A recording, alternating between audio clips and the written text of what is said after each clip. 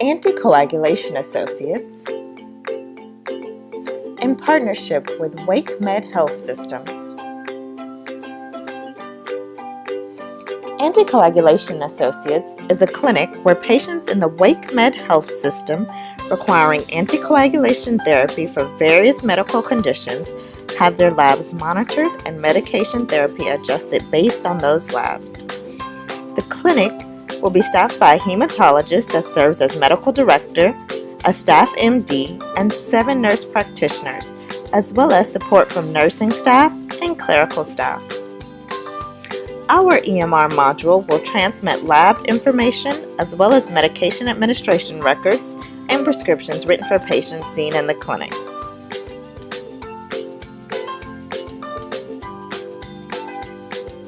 You may be wondering, what can we do for you? CareStream Lab module provides more than just a way for any physician practice to go paperless. This comprehensive solution is the next generation for healthcare IT, allowing practices to improve efficiency and enhance patient care. Our platform is robust and allows any providers to electronically submit claims to payers. It is fully unified with WakeMed Health System's electronic medical record system and offered as part of our comprehensive EHR solution, giving our end user an answer to the challenges of managing practice workflow. How it works. Our CareStream allows flexibility for users to access our module from a variety of devices, including PCs, desktop, laptops, via internet, or LAN connection. This approach to EHR design minimizes or potentially eliminates the need for interfaces by providing true data-level integration. This approach makes it easy to send and receive information whether you're in the office, an exam room, or at home.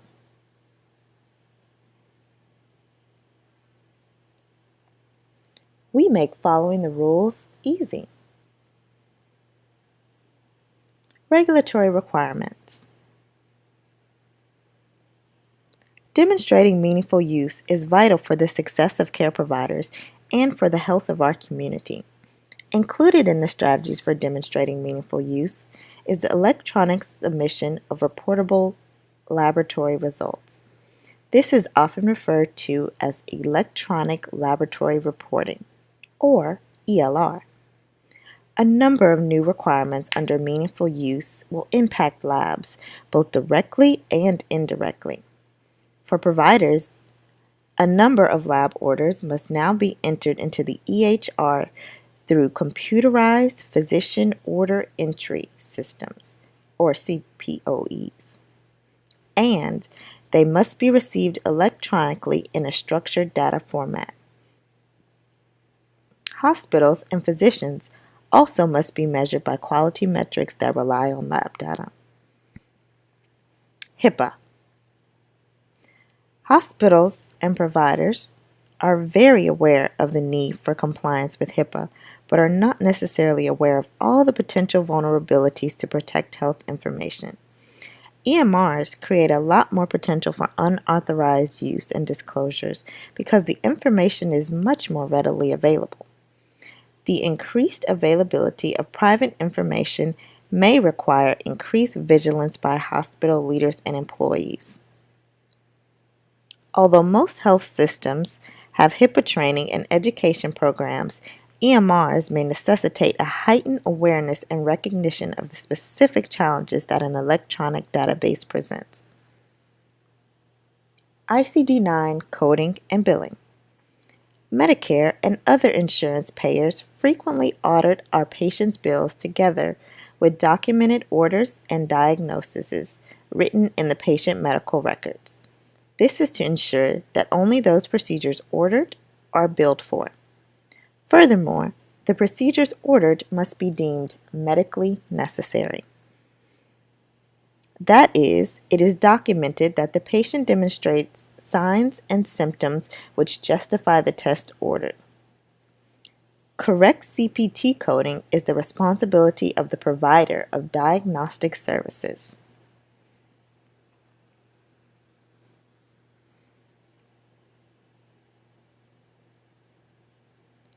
The first step of moving forward with the implementation of any EMR system is assessing needs and readiness of the user. In our clinic, we have examined the readiness of the people who will use the new system, their training needs and capabilities, the technology and equipment required, and the need for new policies and procedures. The assessment is also an important opportunity to build a consensus for change based on needs. For example, clerical staff spending much of their time notifying patients of lab results and next steps. Even more time is dedicated to this process if unable to reach the patient. The new system and its users will need to collaborate, harmonize, and centralize.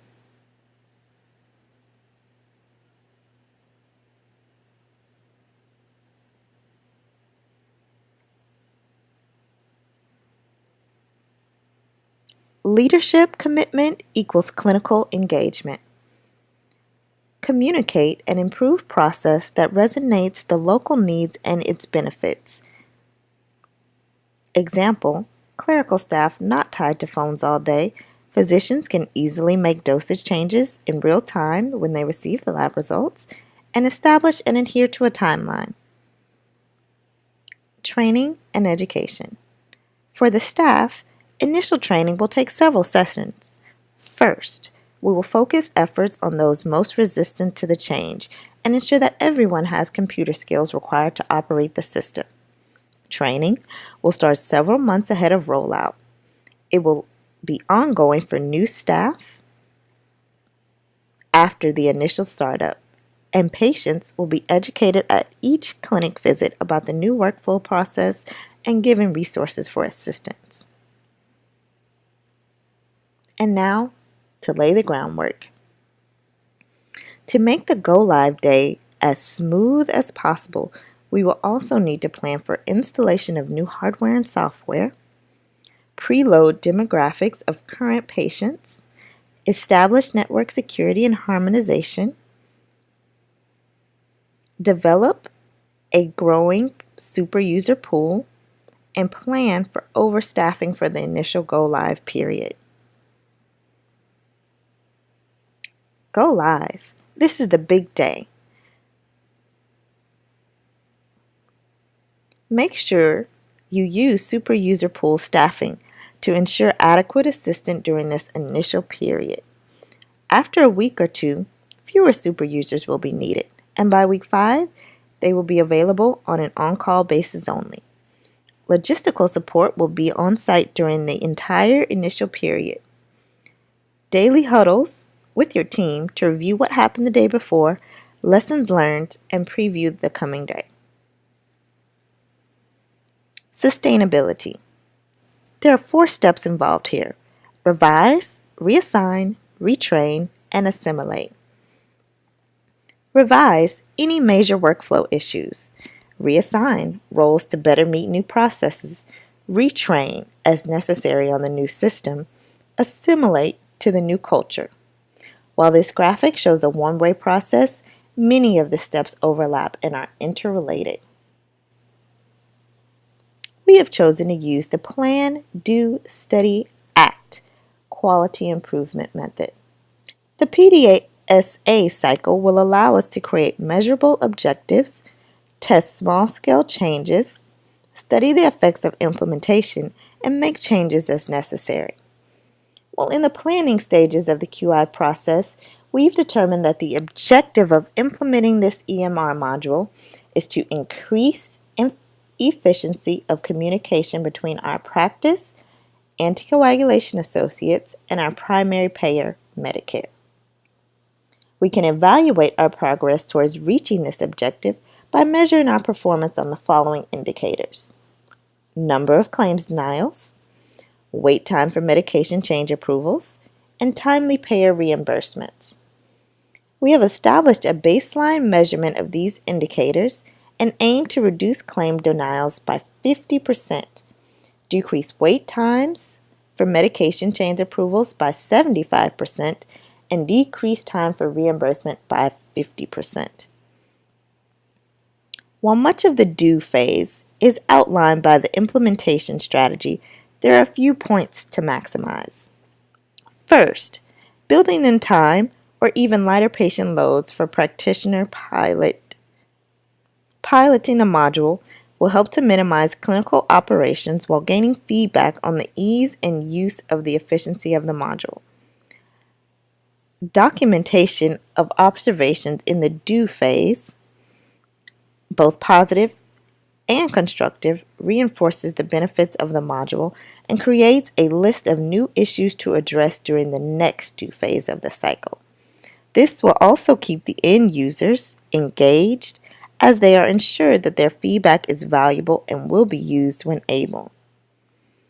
During the study phase of the PDSA cycle,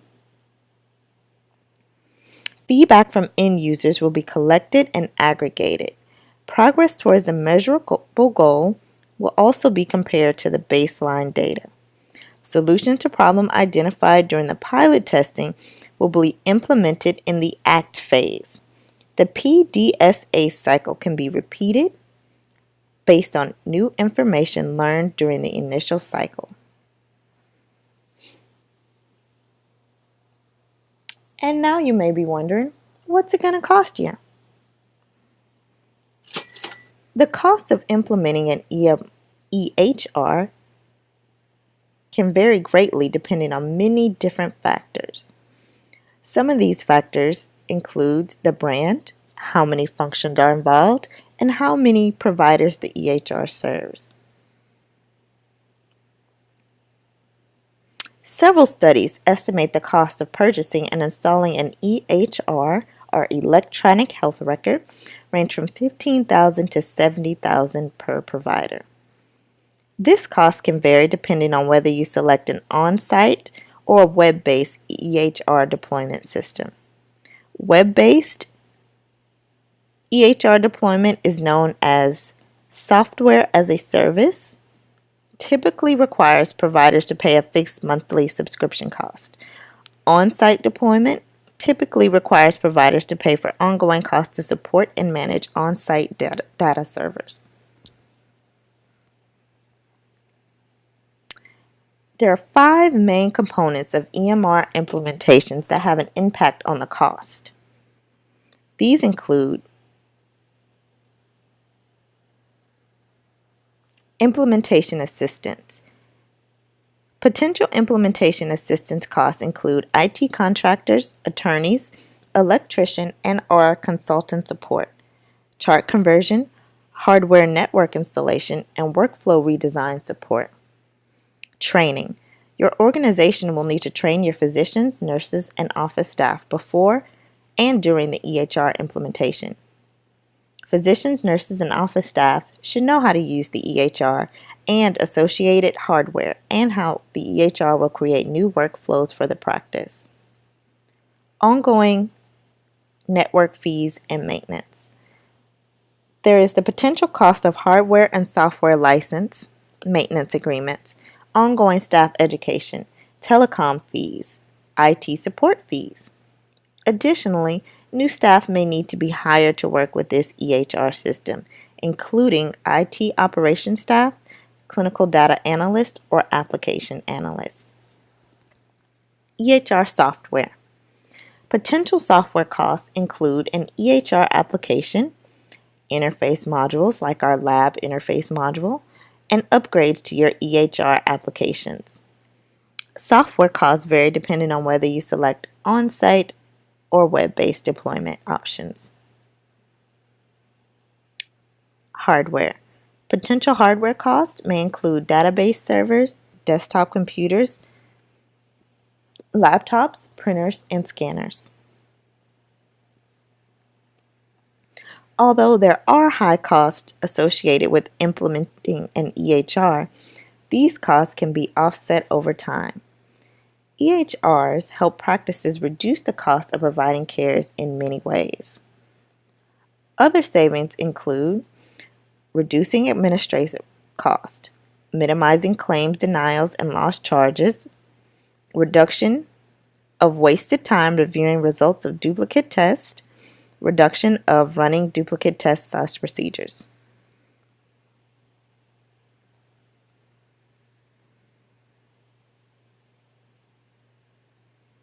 Additionally, the Centers for Medicaid and Medicare Services grant an incentive payment to eligible professionals or eligible hospitals who can demonstrate that they have engaged in efforts to adopt, implement, or upgrade certified EHR technology.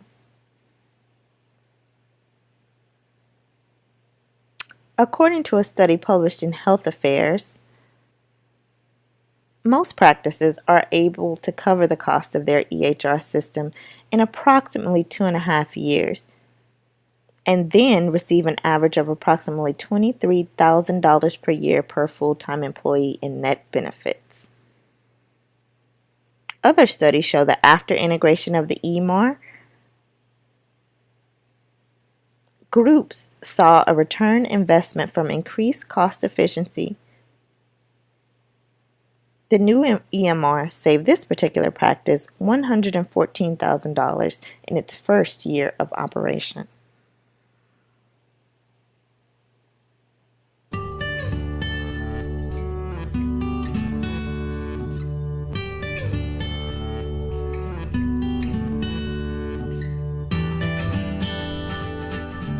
Projected costs.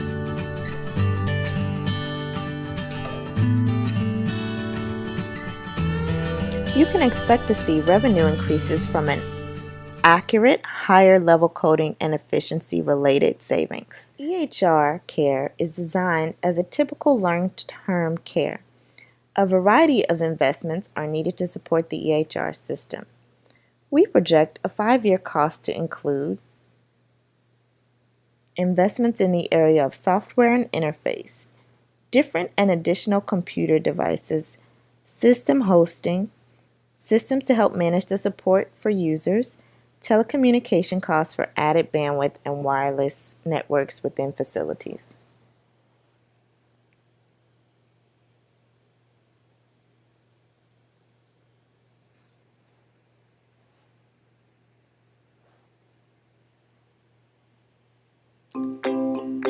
We specialize in connecting stakeholders, you, your patients, third-party insurers, and other clinicians.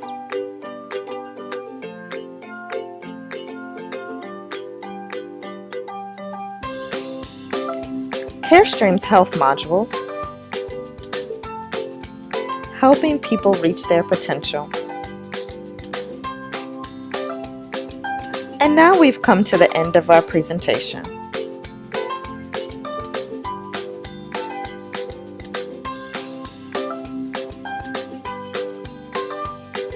Or, with the aid of CareStream EHR module, the beginning of your future.